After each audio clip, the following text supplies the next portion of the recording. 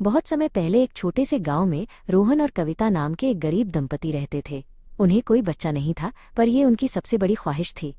वे अक्सर चांदनी रातों में एक साथ बैठकर तारों को देखते और एक बच्चे के लिए प्रार्थना करते थे। उनका छोटा सा घर प्यार और उम्मीद से भरा था। उनके घर के पास ही दामिनी जादूगरनी का एक सुंदर और रहस्यमयी बगीचा था। वहां तरह तरह की जादुई सब्जियां और फूल उगते थे, जो रात में चमकते और दिन में झिलमिलाते थे। ये बगीचा गांव वालों के लिए हमेशा कौतूहल का विषय रहता था, पर कोई भी दामिनी जादूगरनी के डर से उसके पास जाने की हिम्मत नहीं करता था। एक दिन कविता अपने घर की खिड़की से बाहर देख रही थी। उसकी नज़र दामिनी जादूगरनी के बगीचे पर पड़ी। वहां उसने एक हरी पत्तेदार सब्जी देखी जिसे रपुंजल कहा जाता था। उसकी पत्तियां इतनी ताज़ी और आकर्षक लग रही थीं कि कविता को उन्हें खाने की तीव्र इच्छा हुई। कविता ने अपने पति रोहन से कहा, मुझे वो रपुंजल चाहिए, वरना मैं बीमार पड़ जाऊंगी। मेरा मन उसके बिना बेचैन है। मुझे लगता है कि अगर मैंने उसे नहीं खाया तो मैं कभी ठीक नहीं हो पाऊंगी। उसकी आवाज़ में इतनी पीड़ा थी कि रोहन चिंतित हो गया। रोहन ने अपनी पत्नी की हालत देखकर मजबूरी में हाँ कर दी। रात को जब चांद आसमान में चमक रहा था, वो चुपके से बगीचे में गया। उसका दिल जोरों से धड़क रहा था, पर कविता के लिए उसने हिम्मत जुटाई। उसने कुछ रपुंजल की पत्तियां तोड़ी और चुपचाप घर लौट आया। कविता ने तुरंत उन ताज़ी पत्तियों को खाया। जैसे ही रपुंजल उसके पेट में गई, उसे तुरंत संतोष मिला और वो बेहतर महसूस करने लगी। उसकी आंखों में चमक लौट आई और उसके चेहरे पर मुस्कान खिल गई। रोहन उसे देखकर बहुत खुश हुआ। लेकिन रपुंजल का स्वाद इतना अद्भुत था कि अगले ही दिन कविता को फिर से उसकी चाह हुई। उसने रोहन से फिर से अनुरोध किया। रोहन जानता था कि ये खतरनाक है, पर अपनी पत्नी की खुशी के लिए वो दोबारा बगीचे में जाने को तैयार हो गया। रात को रोहन दोबारा बगीचे में गया। वो सावधानी से रपुंजल तोड़ रहा था कि तभी एक तेज आवाज आई, चोर। दामिनी जादूगरनी उसके सामने खड़ी थी। उसकी आंखें आग उगल रही थीं। वो गुस्से से बोली, चोरी की सजा भुगतनी होगी। दामिनी जादूगरनी ने कहा, अगर तुम चाहते हो कि तुम्हारी पत्नी ये सब्जी खा सके और तुम सुरक्षित रहो, तो जन्म लेने वाला तुम्हारा पहला बच्चा मुझे देना होगा। रोहन का दिल डूब गया। वो जानता था कि उसके पास कोई और रास्ता नहीं है। मजबूरी में उसने सिर झुकाकर दामिनी की बात मान ली। कुछ समय बाद कविता ने एक सुंदर बच्चे को जन्म दिया। उसके बाल सुनहरे और चमकीले थे, जैसे सूरज की किरणें। रोहन और कविता उसे देखकर बहुत खुश हुए, पर उनकी खुशी ज्यादा देर नहीं टिकी। दामिनी जादूगरनी आई और बच्ची को ले गई। उसने उसका नाम रखा रपुंजल।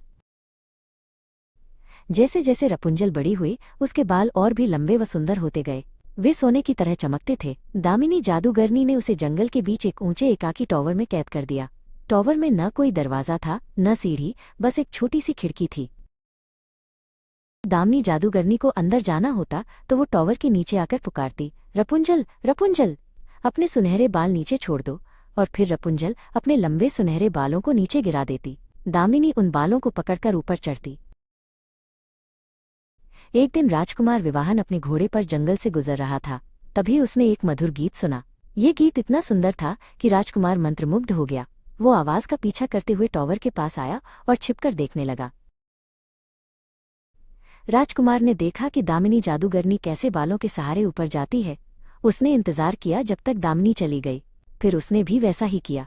उसने पुकारा, रपुंजल, रपुंजल, अपने सुनहरे बाल नीचे छोड़ दो। और रपुंजल ने अपने बाल नीचे गिरा दिए। राजकुमार विवाहन ऊपर चढ़ा और पहली बार रपुंजल से मिला। रपुंजल पहले थोड़ी डरी हुई थी, पर राजकुमार की दयालुता देखकर वो सहज हो गई।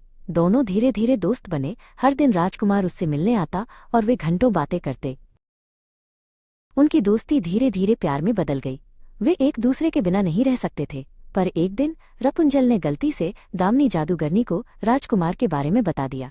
दामिनी ये सुनकर गुस्से से भर उठी। उसकी आंखें लाल हो गईं। दामिनी ने रपुंजल के सुंदर लंबे बाल एक ही झटके में काट दिए। रपुंजल रोने लगी, पर दामिनी को कोई दया नहीं आई। उसने रपुंजल को दूर एक सुनसान जंगल में अकेला छोड़ दिया, जहां उसे लगा कि कोई उसे कभी नहीं ढूंढ पाएगा। राजकुमार विवाहन जब टॉवर पर आया तो दामिनी जादूगरनी ने रपुंजल के कटे हुए बालों को नीचे गिरा दिया। राजकुमार ने उन्हें पकड़ा और ऊपर चढ़ने लगा। जैसे ही वो ऊपर पहुंचा, दामिनी ने उसे धोखा देकर नीचे गिरा दिया। गिरते ही राजकुमार की आंखों की रोशनी चली गई और वो अंधा हो गया। कई साल बाद राजकुमार विवाहन अंधा होकर जंगल में भटक रहा था। वो उदास और अकेला था। एक दिन वो उसी सुनसान जगह पहुंचा जहां रपुंजल रह रही थी।